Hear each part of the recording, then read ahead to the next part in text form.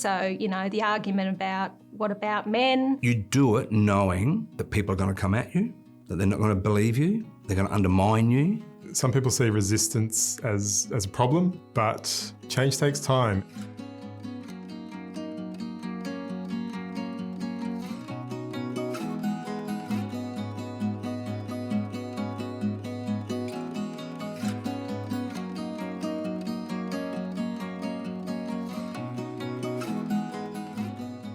In prevention work and in work with men and boys, we should actually expect some backlash and resistance. Walk into a room and you've got a message that is asking people to challenge their core beliefs and their values that have been instilled with them probably since birth and probably by people they love and look up to.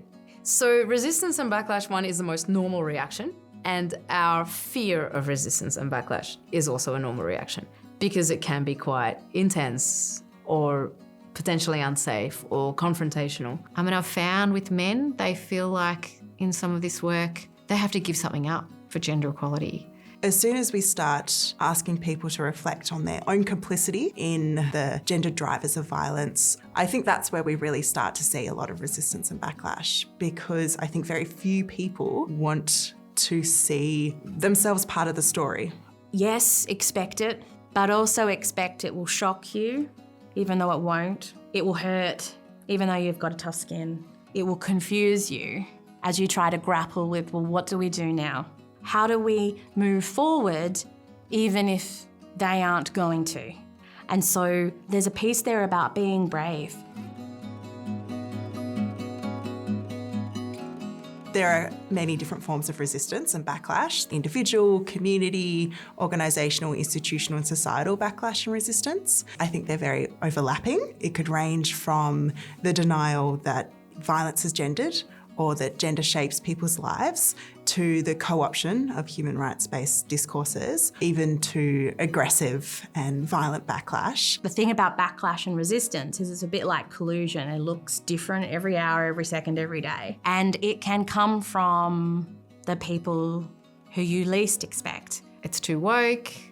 Can we not open the door or carry a box for a woman anymore? This has just gone too far. Are people not going to be helpful and not going to choose kindness because they're too scared to get it wrong? Backlash is about online spaces where there's not that face-to-face connection. You often can't see each other. There's a lot of spaces where harmful ideas can really gather steam, and we can end up with these large groups of people piling on, attacking, hating. There's a disconnection to humanity, to empathy, and to respect. People and organisations and groups who are kind of at the intersection of trying to achieve change and are addressing systemic forms of discrimination and oppression are particularly susceptible to quite severe forms of resistance and backlash. For example, we're seeing at the moment globally and in Australia quite severe anti-trans backlash, and to kind of exclude trans people from particular services, from accessing particular human rights. Backlash against trans and gender diverse community, we know, drives higher rates of violence against us. Whenever there's a bad news article out there, whenever there's a story that mutualises the conversation, that says that there's two sides to it and doesn't think about how the humanity, rights and dignity are being questioned and diminished. This is why it's so important for us to listen to each other, not just about the individual experiences of violence. When we say believe victim survivors, we also need to believe communities. We'd also have passive resistance in the fact that they will agree with whatever we're saying, but they'll still continue to behave in ways that condone, gender-based violence. Or if we invite them to a specific activity that's about empowering communities and that they find out the majority of women, they'll still say yes to turning up, but they won't turn up.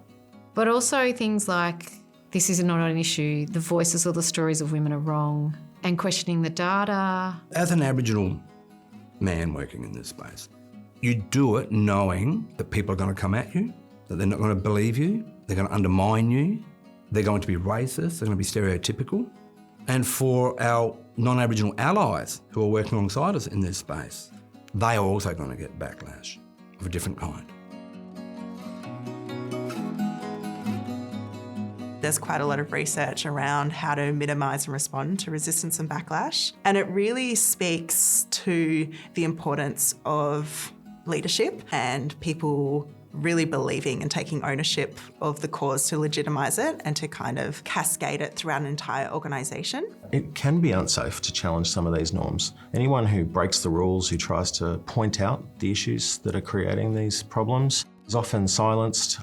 They may have experiences of being bullied as a kid for naming this stuff. And you can see whether it happens to you or if you see someone else having a hard time of it, it can be really difficult. So that means that we need to not only look after ourselves, but we need to look after each other. Some people see resistance as a problem, but change takes time, and men might be hearing something for the first time and their initial reaction might be to reject that or argue. But that's normal and it's natural, and it give men the chance. And what I've found in my practice is men go away and they think about these things and they ask questions and they look at the world around them, and then next time you speak to them, they might have come full circle. Resistance can sometimes come when people don't understand or see themselves within the work and can't see their own strengths and the things that they're proud of. Shame is a really big source of resistance, and it can also be a big source of backlash as well. There is a huge cultural challenge there in calling it out, and actually from our experience there, a lot of multicultural communities that don't want to call it out there because there's a fear, because they feel as though if I do call it out, then I'm going to be targeted by my community there. When we talk about gender-based violence, some of the backlash or resistance we see is from people who may have experienced it, who may have perpetrated it, or been within families or communities where that's been quite a big thing. And the way that we handle that is we try and use the trauma-informed lens. So making sure that, when young people are disrupting the class, it's making sure that they do feel heard or they do feel like they have a space, right? But if they are putting other people's safety or their safety at risk, making sure they know that, we may need to stop the session if this does keep going, just to keep everyone else safe. So I guess what helps me is expecting it, normalising it. If I can, I like to address it in the moment, because there might be others in the room that are feeling the same way. I'm okay with backlash and resistance, because why should they take on what I'm saying? I fundamentally believe that every perspective, opinion, and emotional response to these topics is valid because it comes from a lived experience and core values and beliefs. And I don't expect to rewrite someone's core beliefs. That would be quite arrogant, actually, to rewrite their core beliefs in my interaction with them. I'm just presenting information to get them to reflect on those things and come to it themselves. I might not see their coming to it. I might only ever experience their backlash and resistance. One of the things that we do in preparing for backlash and resistance that we might face during training is really be at the front foot of some of the common questions that we might get from practitioners. So, the argument about what about men, as an example, we'll actually address that straight up in our training so that we sort of talk through that as an issue. As soon as you talk about violence against women, people ask, well, what about men?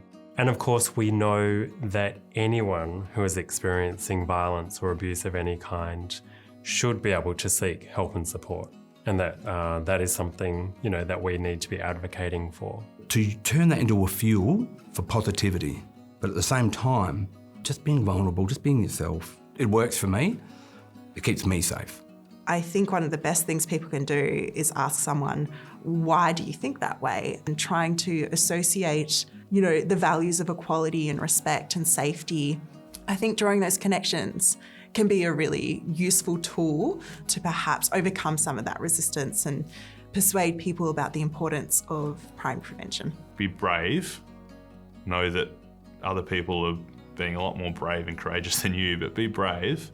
Take that first step and think about what's going to work for you, because what works for me in standing up for my values isn't necessarily going to work for the next person. One question that we often get, or one statement really, that can be seen as a form of backlash or resistance is not all men. And yes, it's true that we know that the majority of men do not perpetrate violence against women and against people of any gender. But if we are doing the work of primary prevention, where we're working across the population, it is all men. Because We are working, yes, with men who use violence or men who are at risk of using violence. We know that they are part of the audience, they're part of the men that we're seeking to engage. But also we need to work with all the other men as well who are in all the places that they live, work and play, in all the places that they have influence and power, because we need to make those changes in our workplaces, our universities, our schools, our sports clubs. So we know that men and men's violence is a significant part of the problem,